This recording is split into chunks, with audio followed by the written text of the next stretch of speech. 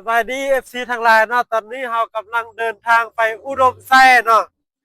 คือเราไปกับรถคู่ใจของเราตอนนี้ออกจากเวียงเวลา4 โมงแรกเนาะคาดหมายว่าจะไปพักผ่อนอยู่เมืองลำปางอยู่ประมาณ11-12 โมงตอนนี้เราก็เดินทางไปรถเป้าเนาะซอกเครื่อง2-3 มื้อแล้วก็บ่ได้ก็เลยได้ไปรถเป้าไปเอาอุดมไส้มาเวียง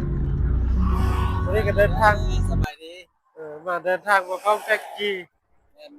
สหายทั้งสองคนเดินทางไปนํกันโดยที่ว่าใช้รถของทางประธานตุ้นคำทวงศ์หรือว่าประธานลีจงตุ้นเนาะก็คือรถคันนี้เลยที่ว่าจะนำพาทั้งสองสหายไปสู่จุดหมายปลายทางก็คือ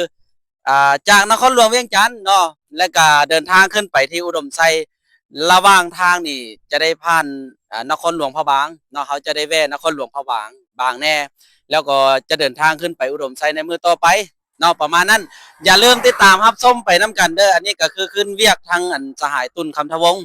เนาะก็เลยว่าติดรถขึ้นน้กันและไปเวียกน้กันนั่นแหละไปทั้งสองไปเที่ยวทั้งสองแล้วก็ไปเวียกพร้อมอย่าลืมติดตามไปน้กันเลยในมื้อนี้จะอัปเดตเรื่องราวต่างๆในการเดินทางของ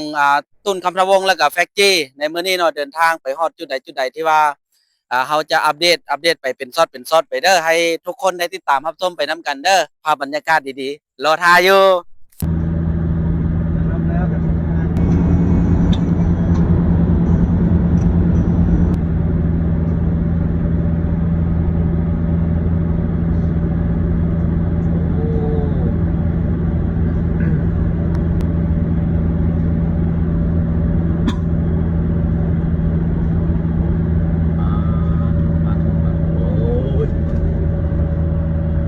มีแต่เล่นไปพุ่นได้เนาะอันนี้เนาะ